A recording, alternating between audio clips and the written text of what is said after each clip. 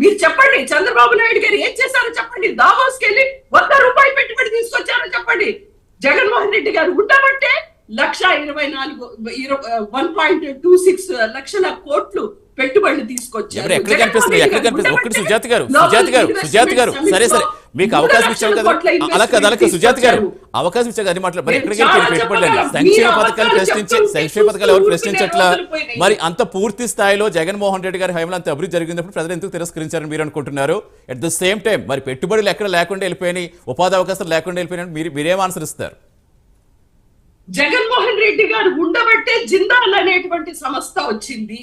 చంద్రబాబు నాయుడు గారు రాబట్టే జత్వాని అనేటువంటి ఒక జూనియర్ ఆర్టిస్ట్ తీసుకొచ్చి తరిమేయడం జరిగింది.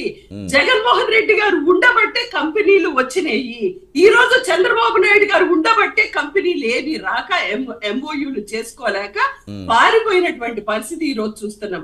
20 కోట్లు ఖర్చు పెట్టి దావోస్ వరకు వెళ్ళడం వేస్ట్ అని స్వయంగా పవన్ కళ్యాణ్ గారే అన్నారు. దానికి ఏ సమాధానం చెప్తారు చెప్పండి. రైట్, ఎస్ కృష్ణవేణి గారు. కోట్లకు సంబంధించినటువంటి 3000 పైచీలక ఆస్తుల్ని 509 కోట్లకి రాయించుకోవడం జరిగింది సార్. జగన్మోహన్ రెడ్డి గారు ఉండబట్టే రాష్ట్రంలో మారుమూల గ్రామం దగ్గర నుంచి సిటీల వరకు కూడా పెద్ద పెద్ద గుంతం తప్ప ఏమీ లేనటువంటి పరిస్థితి. ఇది జగన్మోహన్ రెడ్డి గారు ఉండబట్టే. ఆ దావోస్ వెళ్ళి దుప్పటి కప్పుకొని పడుకున్నటువంటి మీ అమర్నాథ్ గారు అక్కడ జగన్మోహన్ రెడ్డి గారు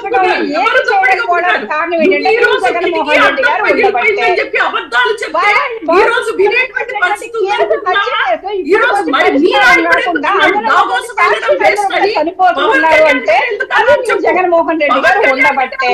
ఇవాళ గ్రామ పంచాయతీలకు సంబంధించి గ్రామ స్వరాజ్యంగా వెలసిముఖం ఉంది అంటే ఇవాళ ఉండటం వల్ల తప్ప మీరు తీసుకొచ్చినటువంటి వాలంటీర్ వ్యవస్థ జనాన్ని బానిసలుగా చూసింది తప్ప పూర్తిగా అభివృద్ధి దిశగా సహకరించింది.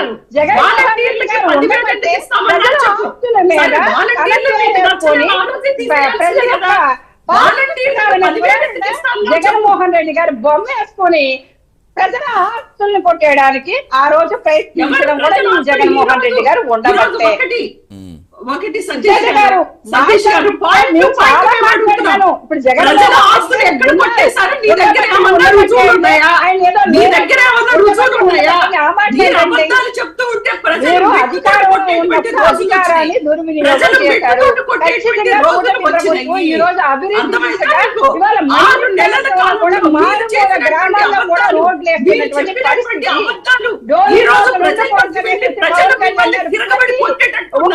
మీ పవన్ కళ్యాణ్ గారే చెప్తున్నారు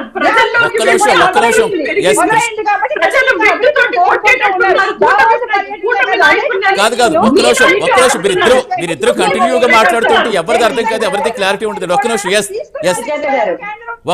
నిమిషం మీరు